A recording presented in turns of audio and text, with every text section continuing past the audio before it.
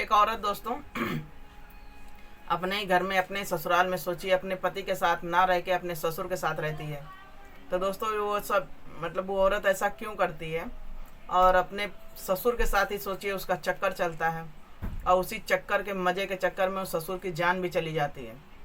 तो चलिए दोस्तों ये सब ब्लॉग आपके साथ शेयर करते हैं कि कैसे क्या होता है, और इस ब्लॉग में हमारे बने रहिएगा। तो दोस्तों ये छोटा सा ब्लॉग है एमपी का, मतलब मध्य प्रदेश जिला का, वहीं पे छोटा सा गांव पड़ता है, वहीं का दोस्तों ये ब्लॉग है। तो दोस्तों एक औरत रहती है जिसका नाम रहता है कमला। तो कमला की शादी महज दोस्तों होते हैं महज 6 महीना होते हैं, उसका पति जो रहता है उसको छोड़कर बाहर सऊदीया चला जाता है कमाने के लिए। इस प्रकार दोस्तों उसके घर में कोई नहीं रहता है, क्योंकि उसकी जो सास रहती है वो कुछ दिन पहले कोरोना काल में ख़त्म हो जाती है। इस प्रकार जो उसके घर में सिर्फ उसका ससुर रहता था और उसकी बहू कमला रहती थी। जो ससुर थे उनका नाम था प्रेम बहुत ही अच्छे मतलब स्वभाव के थे, सब कुछ थे, और उनका महज एक ही लड़का था और औरत थी जो कि ख़त्म हो गई थी कोरोना काल में। इस प्रकार दोस्तों 55 साल में ही वो अकेले पड़ जाते हैं, और दोस्तों उनकी सब देख रेख उनकी बहू करती थी। अब जाहिर सी बात है घर में कोई नहीं रहेगा तो बहू नहीं करेगी तो कौन करेगा। और यहाँ जो उसका पति विनोद रहता है वो चला जाता है सऊदीया कमाने के लिए। इस प्रकार जो उसकी बहू रहती है अपने ससुर की सेवा करती है, सब कुछ करती है, एक बेटी बनकर वो बाप बनकर। लेकिन दोस्तों इन लोग की ज़िंदगी में कैसे उथल पुथल आता है, क्या होता है, अब बहुत ज़्यादा सोच लिए इंटरेस्टिंग है लास्ट में, और स्किप करके नहीं देखेगा आपको समझ में नहीं आएगा। तो दोस्तों चलिए देर न करते हुए इस ब्लॉग को आगे बढ़ाते हैं। तो जो बहू रहती है कमला रहती है बहुत ही अच्छी रहती है स्वभाव की, और घर तो इतना बड़ा इसका रहता है हवेली जैसे, और घर में महज रहने वाले 2 लोग। अब ये करती क्या, घर में एक नौकरानी थी उसकी, पहले से ही थी, शादी हुई उससे पहले से ही उसके घर में एक नौकरानी रहती थी, क्योंकि घर तो इसका इतना बड़ा था, काम करने वाला कोई था नहीं। तो इनके ससुर ने किया क्या, एक नौकरानी रख लिए। और नौकरानी जो शादी से पहले जो थी वो नौकरानी के साथ ही ससुर उनके रहते थे, और जब बहू आ जा रही है तो बहू के साथ रहते थे। लेकिन दोस्तों बहू करती क्या है, उसका जो आदमी रहता है वो तो बाहर चला जाता है कमाने के लिए। अब जो बहू रहती है पूरे घर की देख रेख उसको अकेले करनी रहती है। अब एक दिन जो है उसकी जो बहू रहती है कमला, रात में उसको पानी की प्यास लगती है, तो पानी पीने के लिए अपने किचन में जा रही थी कमरे से। तो जो दोस्तों जब मतलब रास्ते में जाते जाते उसको कमरे से कुछ आवाज़ें आ रही थी। अब जो आवाज़ आ रही थी वहीं पे उसका पैर रुक जाता है कि देखें भाई आखिर ससुर के कमरे से आवाज़ कैसे आ रही है।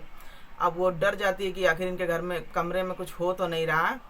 अब वो जब दरवाज़ा खोलती है जो सीन देखती है तो समझ लीजिए उसकी आंखें फटी की फटी रह जाती हैं, और वो आपत्तिजनक स्थिति में मतलब निर्वस्त अवस्था में उनके ससुर और उनकी जो जिसके साथ वो थे संबंध बना रहे थे महज और कोई नहीं थी, उनके घर की नौकरानी थी।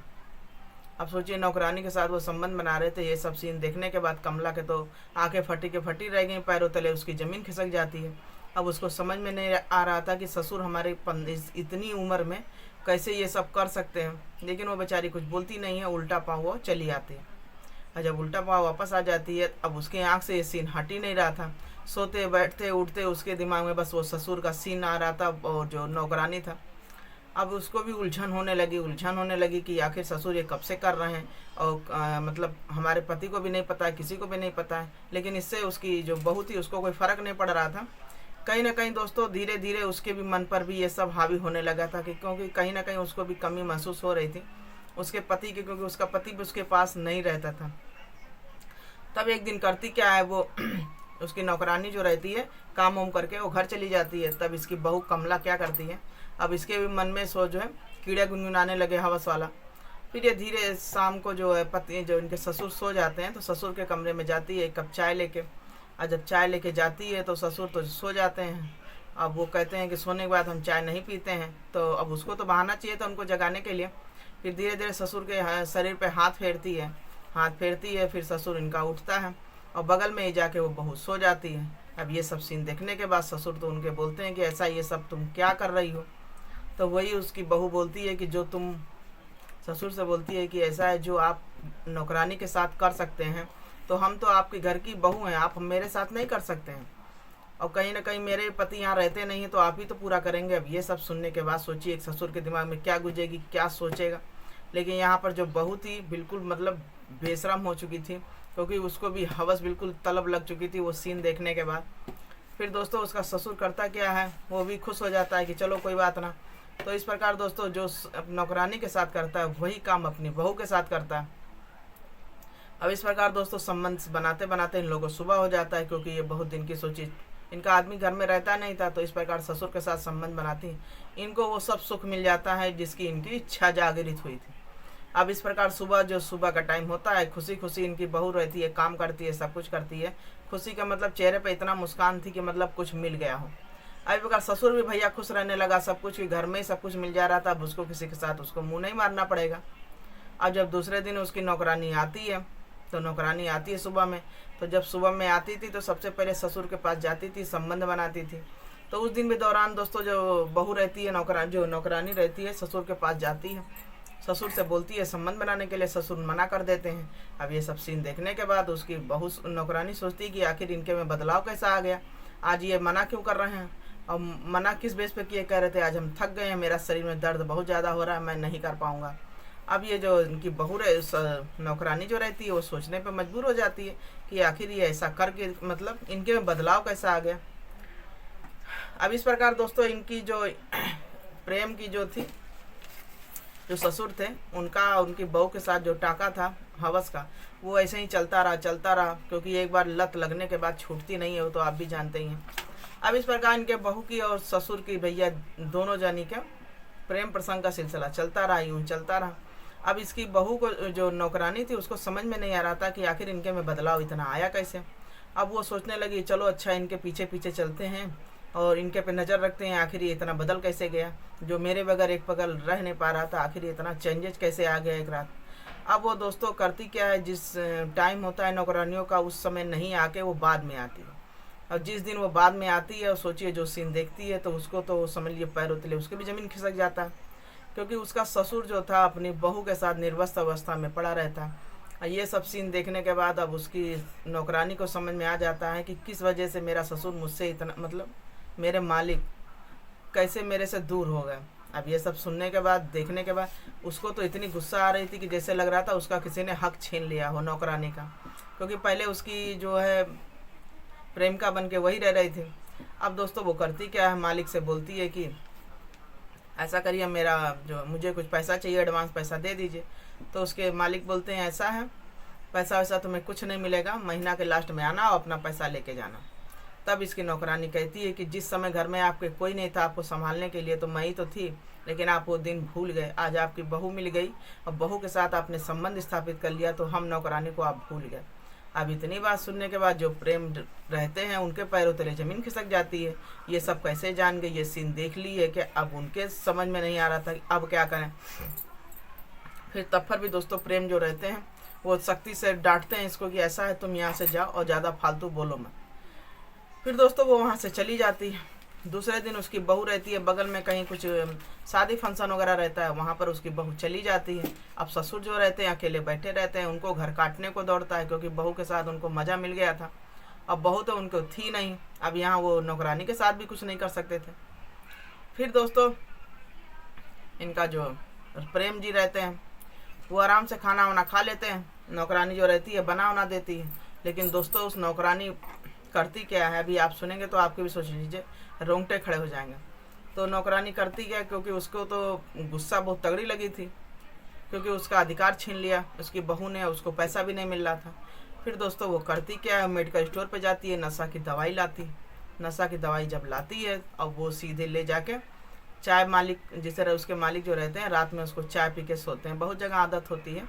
तो वो मालिक रहते हैं खाना वाना खाते हैं और चाय ये बनाती है, चाय में जो नशीला पदार्थ डाल देती है, कि वो जब नशीला पदार्थ डालती है उसको पीने के बाद जो है मालिक चुपचाप सो जाएंगे, फिर वो कभी नहीं उठेंगे। तो दोस्तों वो ऐसा नशीला पदार्थ डालती है, मालिक बेचारे चुपचाप पी जाते हैं, पीने के बाद इधर उधर टहलते हैं, कुछ असर नहीं होता है, और उसके बाद दोस्तों वो चुपचाप सो जाते हैं, फिर उठते ही नहीं हैं। फिर दूसरे दिन उसकी बहू जब शादी से आती है, जो कमरे में जाती है, पूरा देखती है घर खुला है, तो नौकरानी भी नहीं थी, क्योंकि नौकरानी टाइम पर आती। हाँ ये तो सुबह में आ गई। जब सीन गई ससुर को अपने बुलाने लगी। ससुर जब जीवित होंगे तब तो बोलेंगे, और उनके कमरे में जब जाती है हिलाती डुलाती है तो देखिए वो तो मृत अवस्था में पड़े हैं। अब ये सब सीन देखने के बाद उसका पैरों तले ज़मीन खिसक जाता है, वो चिल्लाने लगती है, डर से कांपने लगती है कि आखिर ये रातों भर में क्या हो गया ऐसा। फिर दोस्तों वो वहीं पर भीड़ इकट्ठा हो जाती है, पड़ोसी लोग आ जाते हैं, उसी में से कोई एक फ़ोन कर देता है पुलिस को। पुलिस वाले भैया आनन फानन में घर आ जाते हैं। वहाँ जब घर आते हैं तो डेड बॉडी जो रहती है, अब उस समय तो कोई पता वता रहता नहीं है। बहू से पूछताछ होती है, बहू बोलती है कि रात में हम तो शादी में गए थे, पार्टी में, यहाँ पे एक नौकरानी रहती है, बस वही थी, उसी के साथ ससुर थे, अब जो किया हो उसने किया हो।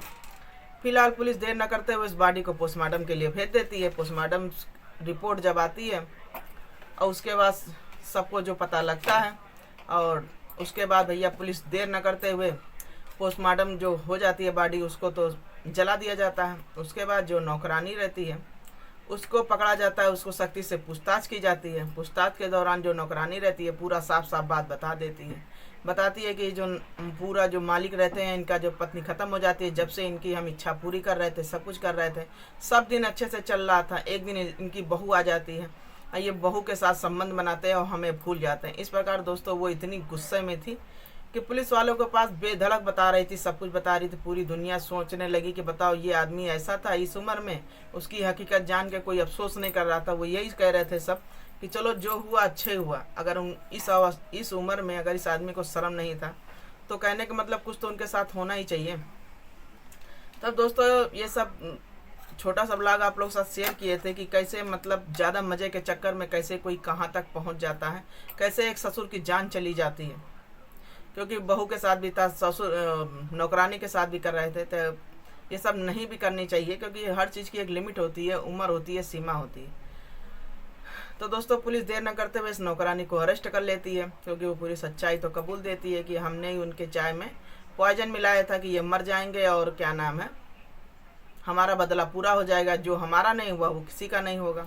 इस प्रकार दोस्तों पुलिस देर न करते हुए इस नौकरानी को अरेस्ट करता है, और इनकी जो बहू थी, बहू को भी अरेस्ट नहीं करता है, क्योंकि अब इनका जो है उतना वो नहीं था, क्योंकि घर की मान मर्यादा थी, और कहीं ना कहीं दोस्तों बहू भी दोषी थी जो भी था। लेकिन अब यहाँ तो अमृत वाला था, वो तो सीन अलग था। तो इस प्रकार दोस्तों उनका जो देर न करते हुए पुलिस जो है नौकरानी को अरेस्ट करती है, और उसको अच्छे से अच्छे सज़ा मिलती है।